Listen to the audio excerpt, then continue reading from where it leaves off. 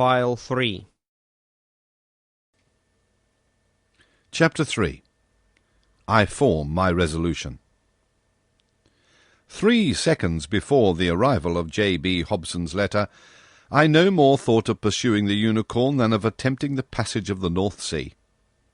3 seconds after reading the letter of the Honourable Secretary of Marine, I felt that my true vocation, the sole end of my life, was to chase this disturbing monster and purge it from the world. But I had just returned from a fatiguing journey, weary and longing for repose. I aspired to nothing more than again seeing my country, my friends, my little lodging by the Jardin des Plantes, my dear and precious collections. But nothing could keep me back. I forgot all, fatigue, friends, and collections, and accepted without hesitation the offer of the American government. Besides, thought I, all roads lead back to Europe, and the Unicorn may be amiable enough to hurry me towards the coast of France.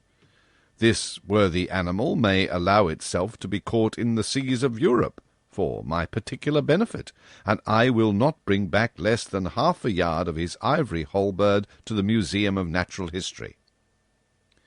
But in the meanwhile I must seek this narwhal in the North Pacific Ocean, which, to return to France, was taking the road to the Antipodes. "Conseil!" I called in an impatient voice. Conseil was my servant, a true, devoted Flemish boy, who had accompanied me in all my travels. I liked him, and he returned the liking well. Conseil had followed me for the last 10 years, wherever science led. This boy was 30 years old, and his age to that of his master as 15 to 20. May I be excused for saying that I was 40 years old? But Conseil had one fault. He was ceremonious to a degree, and would never speak to me but in the third person, which was sometimes provoking.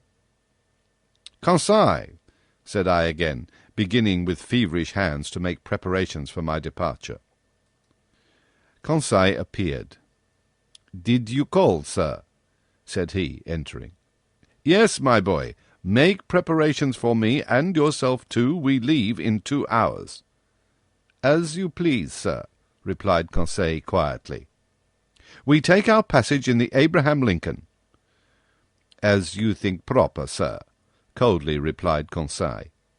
"You see, my friend, it has to do with the monster, the famous narwhal. We are going to purge it from the seas. The author of a work in quarto, in 2 volumes, on the mysteries of the great submarine grounds, cannot forbear embarking with Commander Farragut. A glorious mission, but a dangerous one. We cannot tell where we may go. These animals can be very capricious. But we will go whether or no. We have got a captain who is pretty wide awake."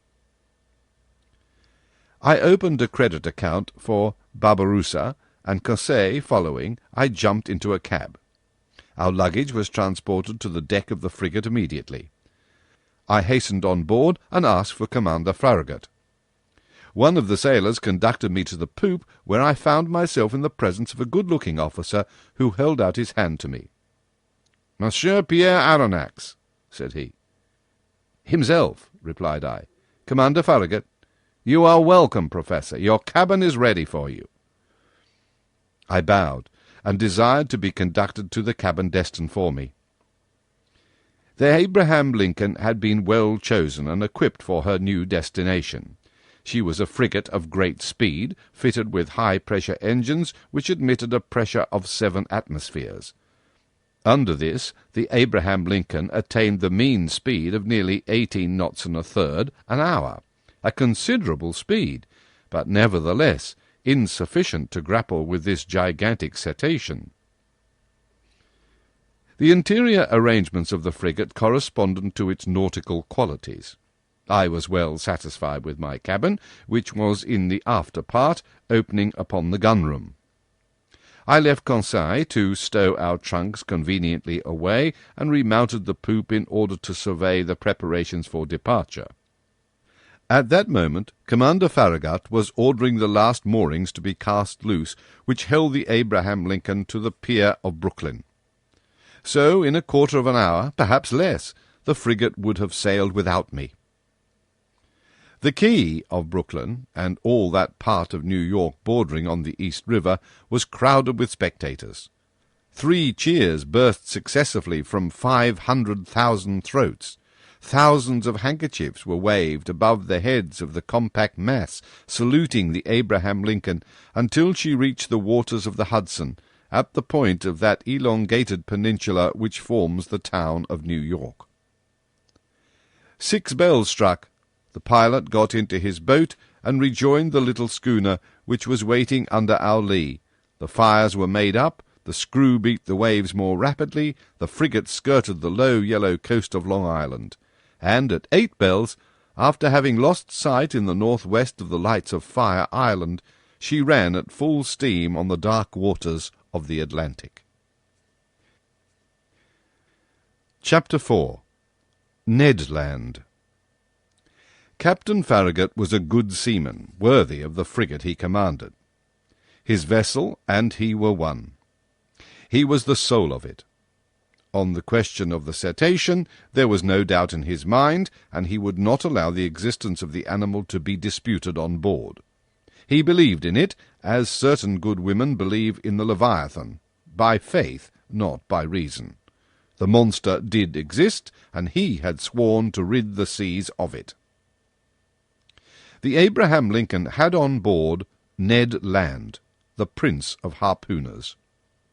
Ned Land was a Canadian, with an uncommon quickness of hand, and who knew no equal in his dangerous occupation. Skill, coolness, audacity, and cunning he possessed in a superior degree, and it must be a cunning whale or a singularly cute cachalot to escape the stroke of his harpoon.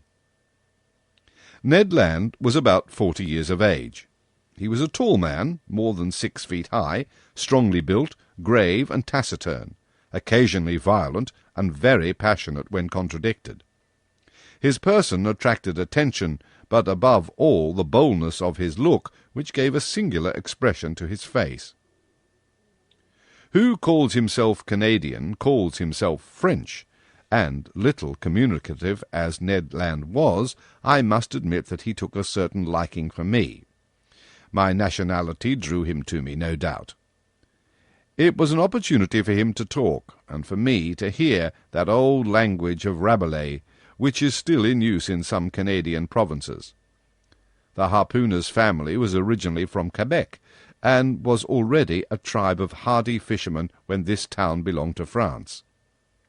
Now, what was Ned Land's opinion upon the question of the marine monster? I must admit that he did not believe in the unicorn, and was the only one on board who did not share that universal conviction.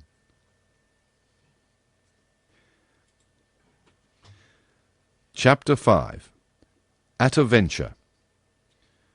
The voyage of the Abraham Lincoln was for a long time marked by no special incident. The frigate skirted the southeast coast of America with great rapidity. The 3rd of July we were at the opening of the Straits of Magellan, level with the Cape Viegas. But Commander Farragut would not take a tortuous passage, but doubled Cape Horn. The 6th of July, about 3 o'clock in the afternoon, the Abraham Lincoln, at 15 miles to the south, doubled the solitary island, this lost rock of the extremity of the American continent, to which some Dutch sailors gave the name of their native town, Cape Horn. The course was taken towards the northwest, and the next day the screw of the frigate was at last beating the waters of the Pacific. The 20th of July, the Tropic of Capricorn was cut by 105 degrees of longitude, and the 27th of the same month we crossed the equator on the 110th meridian. This passed, the frigate took a more decided westerly direction, and scoured the central waters of the Pacific. Commander Farragut thought, and with reason, that it was better to remain in deep water, and keep clear of continents or islands, which the beast itself seemed to shun, perhaps because there was not enough water for him, suggested the greater part of the crew. The frigate passed at some distance from the Marquesas and the Sandwich Islands, crossed the Tropic of Cancer, and made for the China Seas. Now the frigate was in 31 degrees 15 minutes north latitude and 136 degrees 42 minutes east longitude. The coast of Japan still remained less than 200 miles to leeward. Night was approaching. They had just struck 8 bells. Large clouds veiled the face of the moon, then in its first quarter. The sea undulated peaceably under the stern of the vessel. At that moment I was leaning forward on the starboard netting. Conseil, standing near me, was looking straight before him. The crew, perched in the ratlines, examined the horizon, which contracted and darkened by degrees. Suddenly the voice of Ned Land was heard. "Look out there! The very thing we are looking for! On our weather beam!"